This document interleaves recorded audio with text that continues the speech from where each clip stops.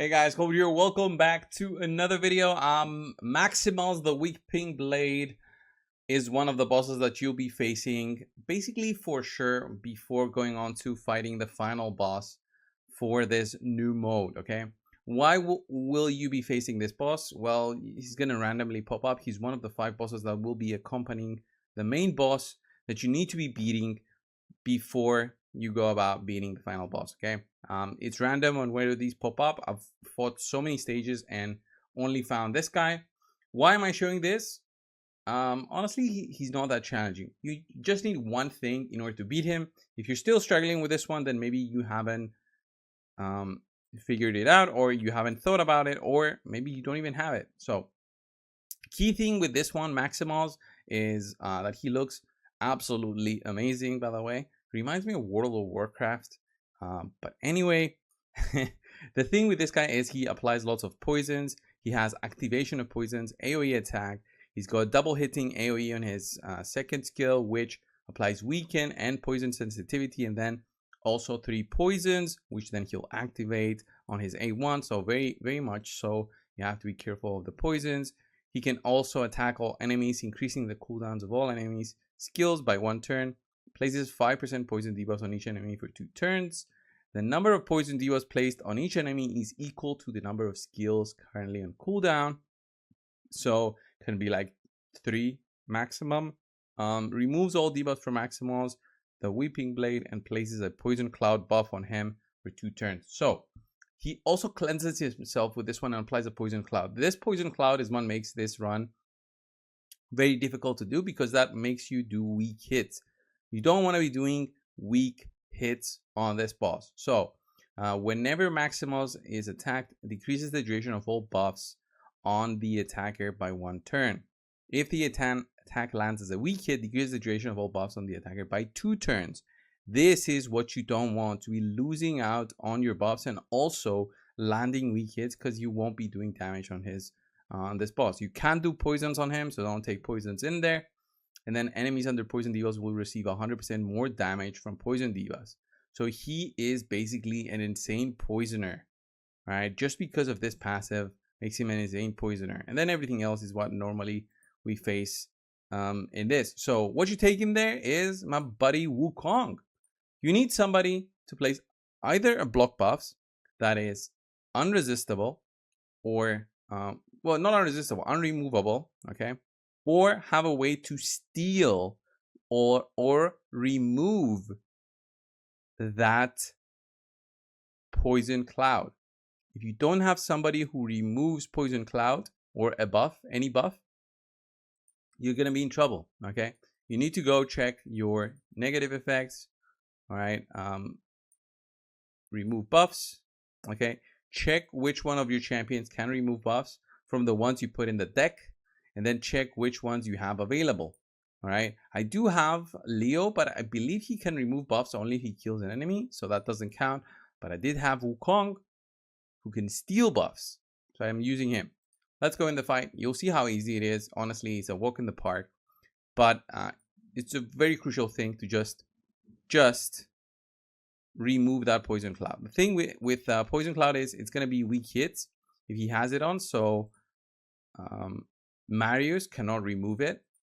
So that's kind of, Marius cannot decrease it, I would say. So here we do this. All right, not only we steal it, but we also apply a block buffs, and then basically that's it. Okay, just attack on the boss, kill the boss, and call it a day. That is the challenge of this one. Not that hard. I don't think he's meant to be insanely hard. It's just, if you are facing issues, is because of the poison cloud. If you don't have a way to remove it, you'll have to just wait it out, and you'll see that your buffs will be just evaporating when you're attacking him. Okay, you see like my Duchess there, everybody just losing out on their buffs when that happens. Waiting it out. Okay, waiting it out until he gets that buff on again. Hitting a little bit there with my Leo, applying some buffs. They're protected, so that's cool. Steal that again. That's basically it, guys. That's it. I can increase the duration of my buffs. That basically helps me out a little bit. But remember, I have a strong squad, which I'll explain in just a second once we finish this run. But that is basically it with this boss. Okay, with no removal, you just have to wait out the weak hit. So there it is. Kill the boss. That's it. 31 turns. It's not a challenge at all. I just thought to cover it in a video. Might as well, I thought. Just show it so you guys can get an idea of the easiest way to beat him. Okay, you gotta have a block buffs in your squad and or a well, actually not a block buffs. You need a steal buffs or removal of buffs, because you're gonna have a bad time, or you just have to wait it out, because you see maybe the others had to wait it out and then they did like 45 turns instead. So that's basically it for this boss. The squad progression and the curios play a huge role. So the altars, these things you unlock as you go. This makes your account stronger for this mode only. The trade cards, look at these have amazing graphics, by the way. These are very cool. This one's the legendary one, which gives me ignore defense, attack, crit damage. Great for my squads because I have mostly attack based damage dealers. And then I have lots of other ones which give me attack percent or speed, crit damage, speed, resistance. I get tons of those with a total amount of resistance and accuracy to be plus 140, which makes this account so much stronger within Grim Forest mode. I don't know if there's a maximum level for the squad progress. I'm guessing there isn't. I would be very much surprised if there is.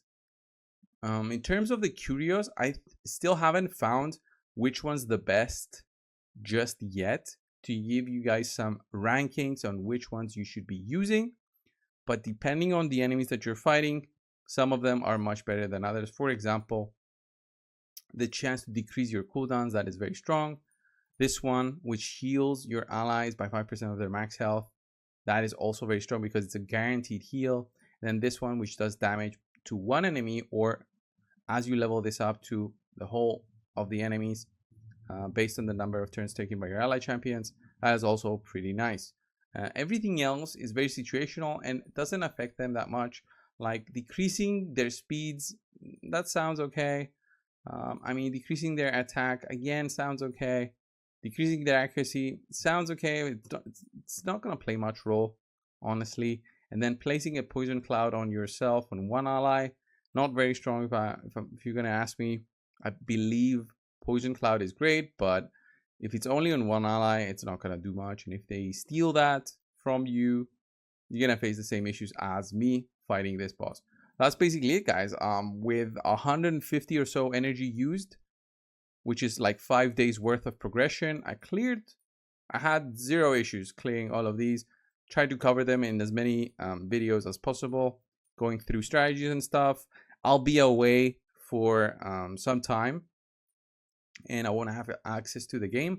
So unfortunately, I won't be able to do content once this is officially out. I'm guessing it's going to be out very soon, but it's not going to be going away anytime soon. I think lots of players are going to enjoy this because it's not as challenging, in my opinion, as Curse City, and it's way more fun. Fun is more important than challenging, right? Normal mode is going to be okay.